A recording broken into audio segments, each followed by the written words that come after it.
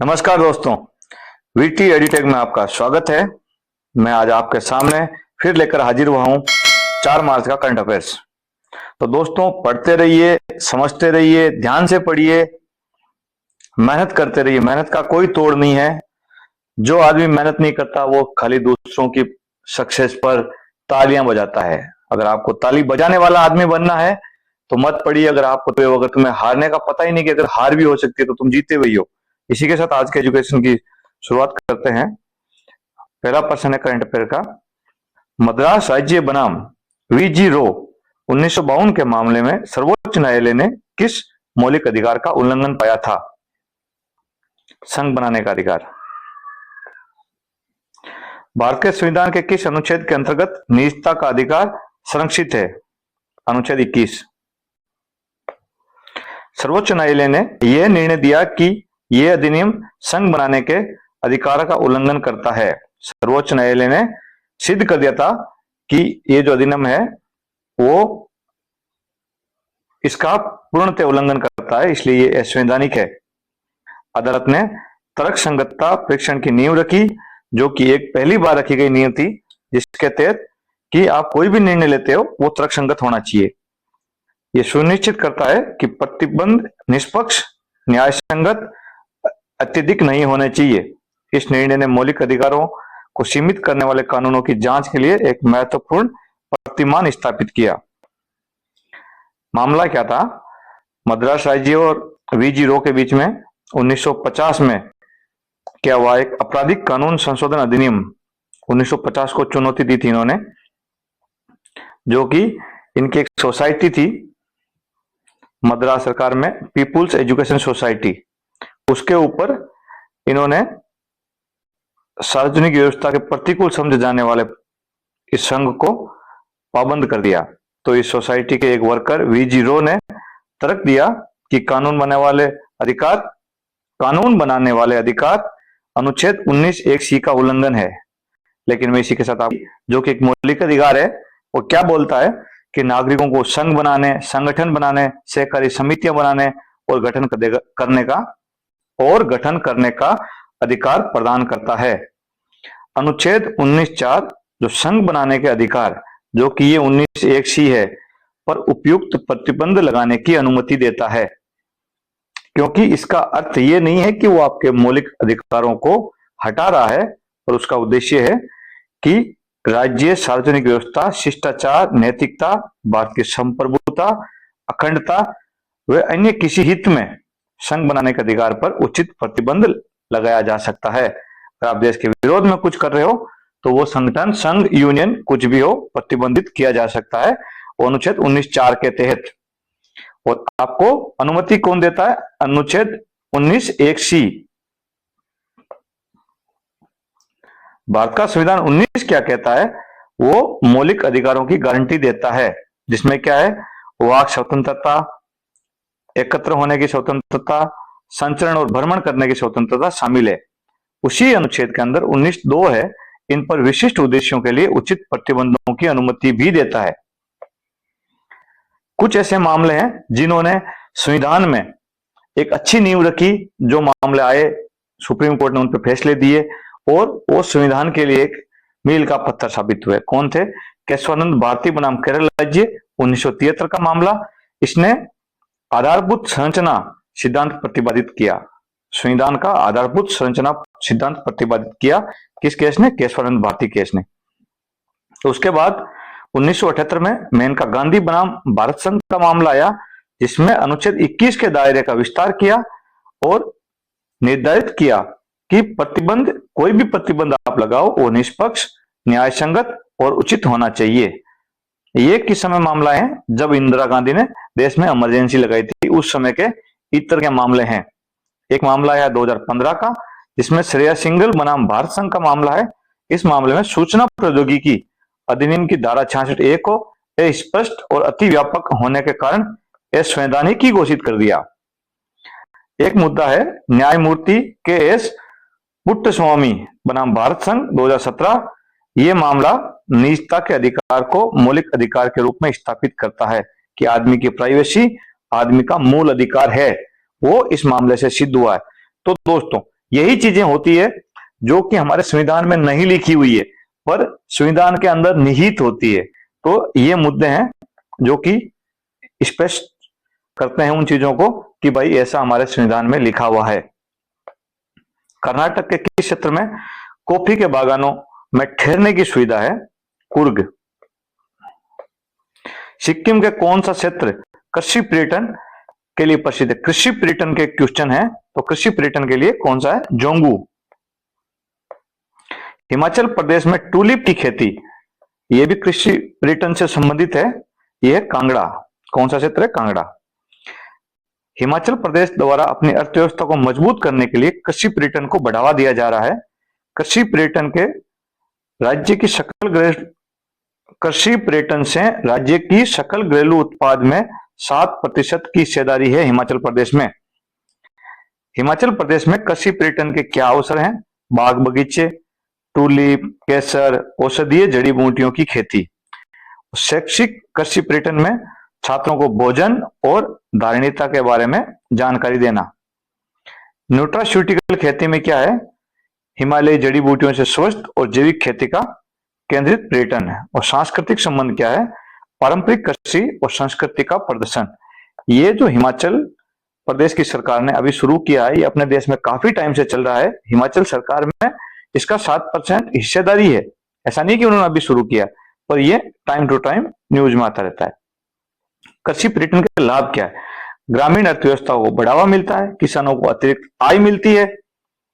परिवर्तन धारणीय पर्यटन आता है, धारणीय पर्यटन आता है जिसमें जैविक खेती और पर्यावरण अनुकूल प्रवास होता है। कृषि विरासत का संरक्षण होता है। पारंपरिक कृषि, शिल्प, लोक संगीत, स्थानीय ज्ञान। सामाजिक पूंजी का निर्माण होता है। ग्रामीण एवं शहरी समुदायों के बीच संबंधों का निर्माण होता है। शैक्षिक अनुभव, जैविक कृषि, पशुपालन और पर्यावरण संरक्षण की शिक्षा भी हमें इन चीजों से मिलती है। राज्य स्तर पर किन राज्यों ने कृषि पर्यटन में बढ़ावा देने के लिए कौन सी पहलें करी है? महाराष्ट्र सरकार ने कृषि पर्यटन विकास निगम की स्थापना 2005 में कर दी थी। कर्नाटक कुर्ग में कॉफी बागान पर्यटन लगाया है, जहां पर ठहरने की व्यवस्था भी बनाई है। केरल मसालों के बागानों को भ्रमण।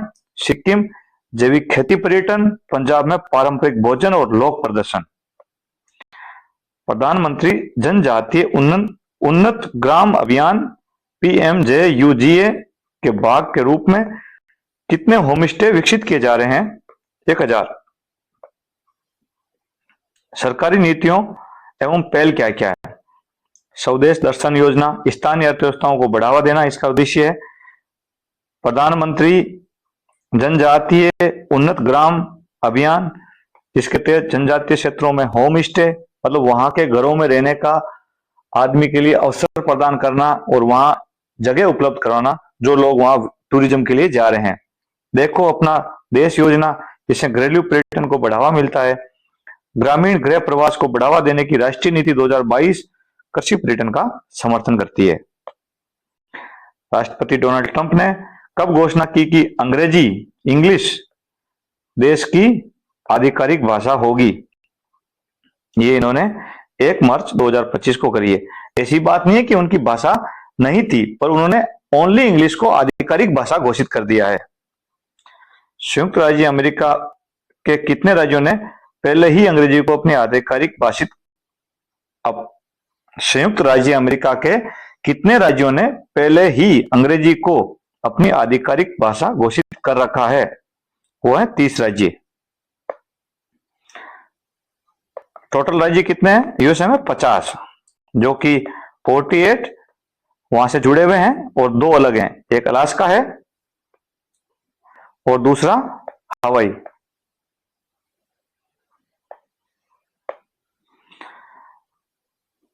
ये व्हाइट हाउस है। व्हाइट हाउस वेबसाइट के किस भाषाई संस्करण को हटाया गया है? वो है स्पेनिश। सबसे पहले व्हाइट हाउस की वेबसाइट ने स्पेनिश भाषा के संस्करण को अपनी वेबसाइट से हटा दिया है, क्योंकि इंग्लिश को ऑफिशियल लैंग्वेज घोषित कर दिया है। 1 मार्च 2025 को राष्ट्रपति डोनाल्ड ट्रंप ने घोषणा की कि अंग्रेजी संयुक्त राज्य की आधिकारिक भाषा होगी।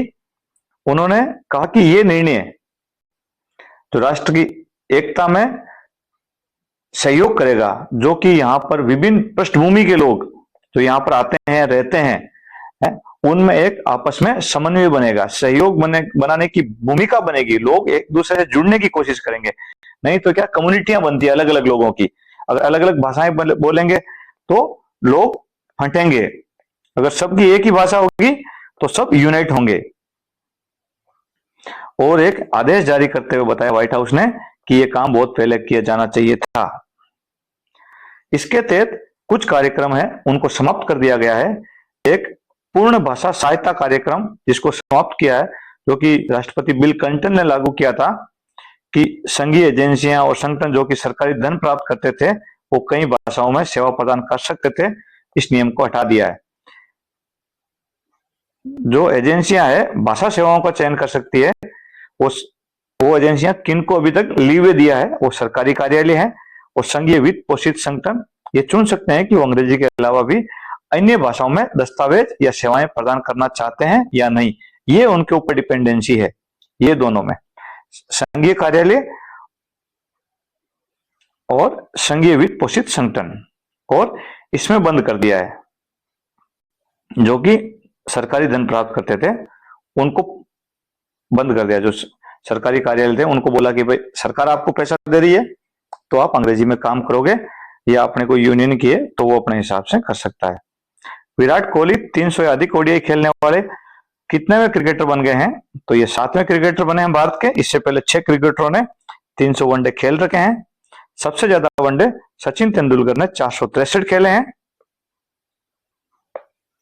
2 मार्च 2025 को विराट कोहली ने न्यूजीलैंड के खिलाफ खेलते हुए ये 300वां एक दिवसीय अंतरराष्ट्रीय मैच खेलकर एक महत्वपूर्ण उपलब्धि हासिल की है, जो कि भारत के 7वें क्रिकेटर बन गए हैं।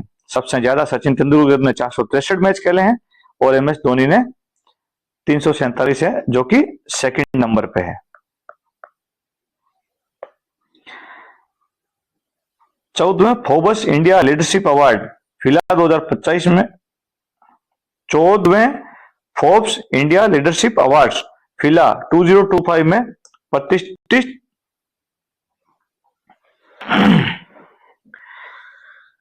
किसे 14वें फोर्ब्स इंडिया लीडरशिप अवार्ड फिलहाल 2025 में प्रतिष्ठित आइकन ऑफ एक्सीलेंस पुरस्कार से सम्मानित किया है। यह है जैसा, जो कि ICC के चेयरमैन हैं, सबसे युवा ICC के अध्यक्ष हैं, जो कि 36 साल की उम्र में ICC के इतिहास में सबसे युवा अध्यक्ष बने हैं। और इससे पहले वो BCCI के सचिव थे, जहां से उन्होंने अपने प्रशासनिक करियर की शुरुआत की। इसी शुरुआत में इन्होंने महत्वपूर्ण उपलब्धि हासिल की है। इन्होंने महिला प्रीमियर लीग शुरू किया, पे पेरिटी लागू किया, मतलब जो सेवानिवृत्त खिलाड़ी हैं उनकी पेंशन वृद्धि की और उनको नियमित वित्तीय सुरक्षा सुनिश्चित की। घरेलू क्रिकेट अवसंरचना में भी इन्होंने कई सुधार किए। विश्व वन्य जीव दिवस कब मनाया जाता है? 3 मार्च को। विश्व वन्य जीव दिवस की स्थापना किसके द्वारा की गई? संयुक्त राष्ट्र महासभा के द्वारा विश्व वन्य जीव दिवस की स्थापना की गई है। साइट्स क्या है?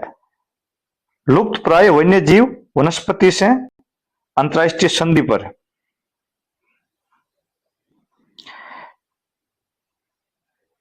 साइट क्या है? लुप्त प्राय वन्य जीव और वनस्पति के अंतरराष्ट्रीय व्यापार पर संधि है। साइट एक तरह की संधि है, इससे ज्यादा कुछ नहीं है, पर यह महत्वपूर्ण संधि है।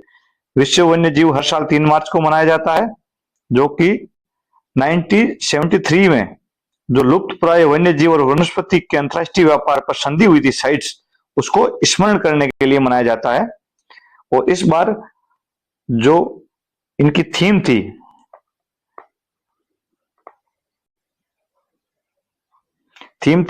वन्य जीव संरक्षण, लोगों और ग्रह में प्रवेश, अंग्रेजी में है wild life conservation, finance, investment in people and planet. यह थीम संरक्षण प्रयासों में वित्तीय निवेशकों के महत्व को रेखांकित करती है, वित्तीय निवेश पर फोकस करती है और स्थायी भविष्य के लिए वित्तीय संसाधनों की सुरक्षा और उपयोगी प्रभावी ढंग से सुनिश्चित करना इसका मेन मोटो है। यह सरकारी थीम निजी संस्थानों वैश्विक संगठनों को आपस में सहयोग की आवश्यकताओं को उजागर करती है कि आप आपस में अंतर्निहित सहयोग को बढ़ावा दीजिए ताकि जो संरक्षण है वित्त पोषण की प्रभावशीलता को बढ़ाया जा सके। साइट्स स्टैंड फॉर क्या है? Convention on international trade in endangered species of wild fauna and flora.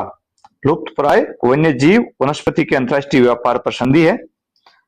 एक अंतर्राष्ट्रीय समझौता है जिसका उद्देश्य यह सुनिश्चित करना है कि जो वन्य जीवों और पौधों का अंतर्राष्ट्रीय व्यापार उनके जीवित बचने की क्षमता को खतरे में न डालें। व्यापार हो रहा है, कोई समस्या नहीं, पर अगर किसी जाति या संगठन का जीव है, पौधा है, उसका इतना व्यापार या दोहन नहीं किया जा सके ताकि वो यहां से उन्मूलन ही हो जाए। इसको 3 मार्च 1973 को अपनाया गया और 1 जुलाई 1975 को ये लागू हुआ। इसका उद्देश्य मैंने अभी बताया था कि अंतर्राष्ट्रीय व्यापार के कारण किसी पौधों या प्रजातियों की जीवों की प्रजातियों का अतिशोषण नहीं होना चाहिए। तो इसके 183 सदस्य देश हैं जिनको पार्टियां बोलते हैं, और साइट्स के अंदर अलग अलग तरह की सूचियां बनाई गई है। अपेंडिक्स ए सूची 1, सूची 2 और सूची 3। सूची 1 में जो प्रजातियां विलुप्त के खतरे में है, जिनके व्यापार को केवल अपवाद स्वरूप परिस्थितियों में ही अनुमति दी जा सकती है। प्रजाति 2 जो खतरे में नहीं है लेकिन व्यापार को नियंत्रित नहीं किया गया तो ये खतरे में आ सकती है। और 3 नंबर जो है कम से कम देश में सुरक्षित है, इसलिए व्यापार नियंत्रण में मदद की भी कोई रिक्वायरमेंट है नहीं। अभी डेजर्ट हंट 2025 का अभ्यास जिसमें कौन सी संगठन या संस्था है वो शामिल नहीं हुई है, तो वो है एनएसजी। भारतीय वायुसेना ने 24 फरवरी से 28 फरवरी 2025 तक जोधपुर वायुसेना स्टेशन पर एकीकृत त्रिसेवा ट्राई सर्विस अभ्यास डेजर्ट हंट 2025 का आयोजन किया। ये एक सिमुलेटेड युद्धक वातावरण में संयुक्त मिशनों को अंजाम दिया। इस अभ्यास का मुख्य उद्देश्य पारस्परिकता बढ़ाना, समन्वय को सशक्त बनाना, तालमेल को बढ़ावा देना, उभरती सुरक्षा चुनौतियों के प्रति त्वरित और प्रभावी प्रतिक्रिया सुनिश्चित करना। अभी दोस्तों यस्टरडे क्विक रिवीजन करते हैं। देखो, पढ़ना सभी जानते हैं, सब पढ़ते हैं, किसी को पढ़ने में कोई समस्या नहीं होती, पर पढ़ने से ज्यादा महत्वपूर्ण क्या है? रिवीजन करना। आपने जो आज पढ़ा कल अगर रिवीजन नहीं किया तो उस पढ़ने का कोई महत्व नहीं है। आप डे वाइज रिवीजन कीजिए, वीकली रिवीजन कीजिए, फोर्टनाइटली रिवीजन कीजिए, मंथली रिवीजन कीजिए। Keep continue revising your data ताकि आप अपने दिमाग में कुछ चीज को संजो सकें। जो टीचर आपको रिवीजन के लिए नहीं बोलता, आप समझिए वो आपको गलत रास्ता दिखा रहा है। आप कहीं से भी पढ़िए, कितनी भी मेहनत करिए, पर रिवीजन जरूर कीजिए। तो फटाफट रिवीजन करते हैं। त्रिस्तरीय पंचायत प्रणाली की स्थापना किस संविधान संशोधन द्वारा की गई? 73वें संविधान संशोधन 1992। राज्य के नीति निर्देशक सिद्धांतों के तहत ग्राम पंचायतों की स्थापना का अधिकार किस अनुच्छेद में दिया गया है? अनुच्छेद 40 में। भारतीय रिजर्व बैंक आरबीआई के सर्वेक्षण के अनुसार किसानों की प्रमुख रबी फसलों के लिए अंतिम उपभोक्ता मूल्य का कितना प्रतिशत प्राप्त हुआ? 40 से 67। भारत के अंतरिक्ष क्षेत्र सुधार 2020 का मुख्य उद्देश्य क्या है? निजी भागीदारी को बढ़ावा देना। प्रथम संविधान संशोधन अधिनियम 1951 में कौन सा अनुच्छेद शामिल किया गया था? 15(4). विश्व बैंक की रिपोर्ट के अनुसार 2047 तक उच्च आय वाली अर्थव्यवस्था बनने के लिए भारत की औसत विकास दर क्या होनी चाहिए? 7.8, जिससे कि आज से 8 गुना बढ़ जाएगी।